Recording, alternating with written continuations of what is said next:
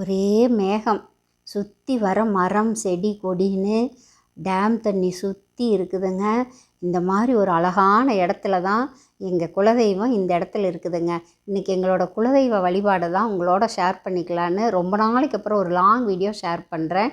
Time இருக்கிறவங்க check பண்ணி பாருங்கள், விருப்பம் இல்லாதவங்க ஸ்கிப் பண்ணிடலாம். இந்த பிள்ளையார் வச்சு 42 நாள் ஆச்சுங்க. இன்றைக்கி 48வது நாள் மண்டல பூஜைக்காக தான் மறுபடியும் நாங்கள் இன்றைக்கி வந்திருக்கோம். ஷார்ட் வீடியோ ஒன்று போட்டிருக்கேன் பிள்ளையார் வச்சது. உங்களுக்கு விருப்பப்பட்டால் டைம் வந்தால் செக் பண்ணி பாருங்கள். இந்த இடம் பார்த்திங்கன்னா கவர்மெண்ட் ரெஸ்ட்ரிக்ஷன் ஏரியாங்க. யாருமே யாரும் எந்த டைம் கூட உள்ளே வர முடியாது. வாட்ச்மேன்ட்ட பர்மிஷன் வாங்கி தான் நாங்களே உள்ளே வர முடியும். அந்த மாதிரியான ஒரு ஏரியா.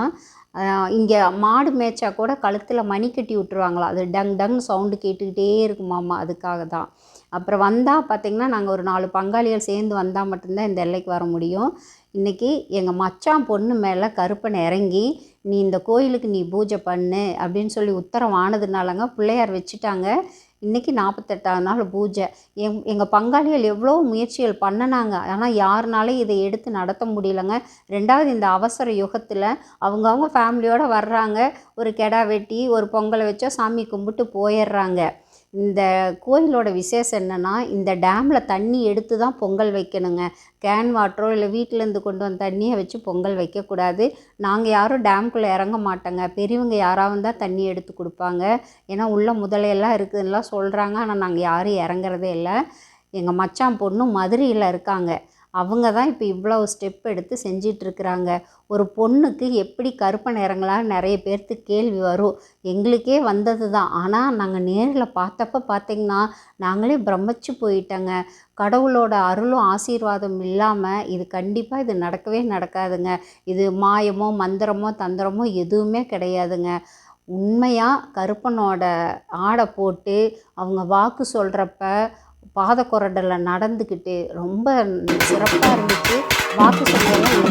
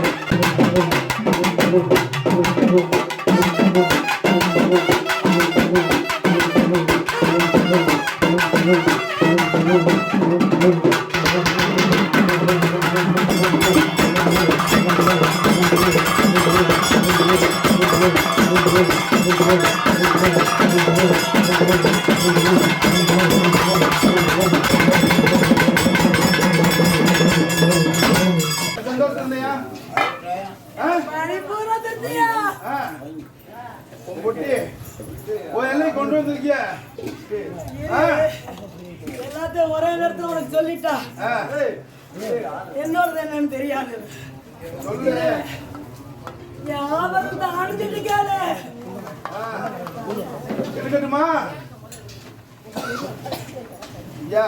யார வேணும் அது எடுக்க மாட்டேன்.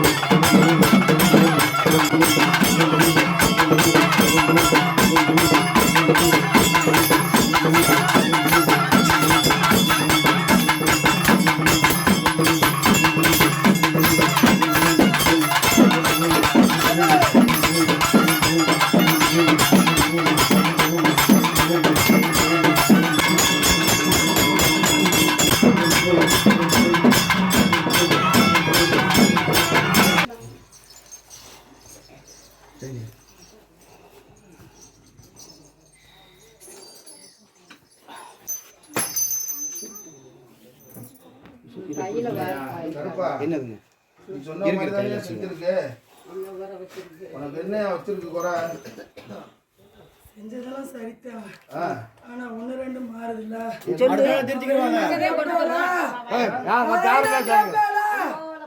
என்னையா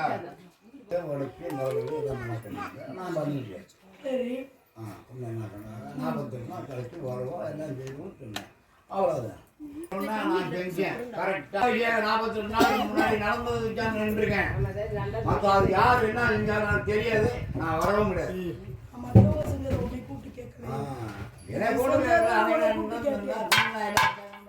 அதான் கடப்படியும் மறுபடியும் செஞ்சாச்சு வேற என்ன சொல்லு சொல்லலாம் சொல்லு எனக்கு மாற்றி கொடு நான் மாத்துறேன் உன்னை மாத்தி கொடுத்தே ரொம்ப நாள் ஆச்சே இன்னமும் மாத்தி கொடுங்க இது முறைப்படி கும்பிடுற முறையை நான் கும்பிட்டுக்கிட்டு இருக்கேன் 35 வருஷமா நான் கும்பிடுறேன் நேற்று இன்னைக்கு இல்லை 35 வருஷமா அவசியம் பண்ணுறேன் எனக்கு தெரியும் ஏதோ வரும்னா கும்பிட்டு போயிட்டு வந்துக்கிட்டு இருந்தேன் அந்த முறைப்படியாக நான் போகிறேன் இந்த தான் கும்பிடுறேன்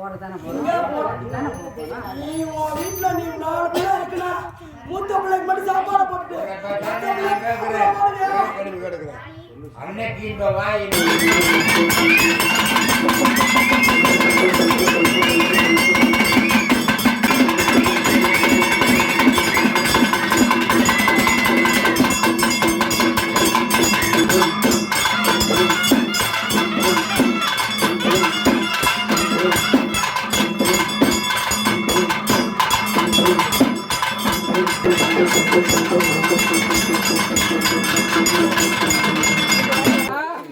யாரும் பேசுறது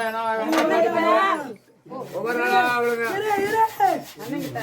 ஆயா நீ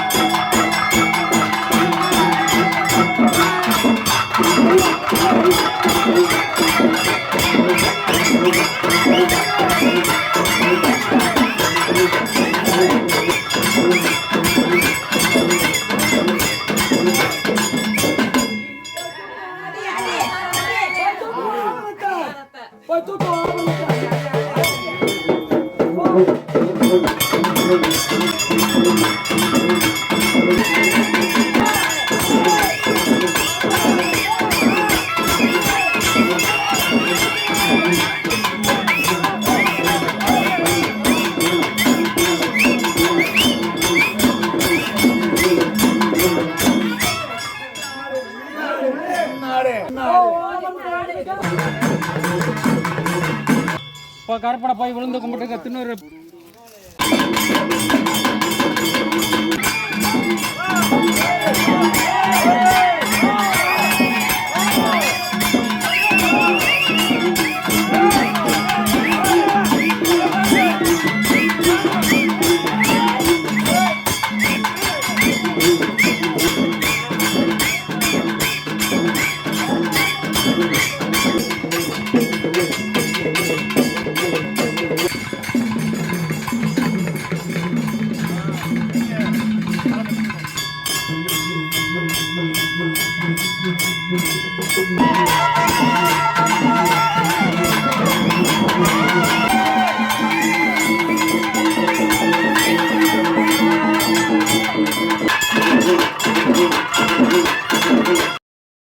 வீடியோ பொறுமையாக பார்த்தீங்களா? கருப்பனுக்கு சாமி கும்பிட்டதுக்கப்புறம் மறுபடியும் எல்லா இடத்தையும் சுத்தம் பண்ணிவிட்டு இது நைட்டு சேலக்காரிங்க. எங்கள் கோயில் பார்த்திங்கன்னா நிறைய கருப்பன் சிலையை தவிர மற்ற சாமி எல்லாமே பார்த்திங்கன்னா மரமாவோ கல்லாவோ தான் இருக்குது. அதுக்கு தாங்க இத்தனை வருஷம் காலமாக நாங்கள் வழிபாடு பண்ணிகிட்ருக்குறோம். பூஜை எல்லாம் முடிஞ்சதுக்கப்புறம் நைட்டு 9:30 ஆயிடுச்சுங்க. ஏரியாவே இருட்டாயிருச்சு. அதுக்கப்புறம் எங்கள் பொண்ணு பெட்டியை அவங்க வீட்டுக்கே எடுத்துகிட்டு போயிட்டாங்க. ஏன்னா பெட்டி வந்து அவங்களோட தனிப்பட்ட பெட்டி, பொது பெட்டி எடுக்கவே இல்லைங்க. அவங்களோட தனிப்பெட்டியை எடுத்துகிட்டு வந்து பூஜை பண்ணாங்க. திருப்பி அவங்க வீட்டுக்கே எடுத்துகிட்டு போகிறாங்க. நீங்களே ஆச்சரியப்பட்டிருப்பீங்களா அந்த பொண்ணுக்கு எப்படி அருள் வந்ததுன்னு.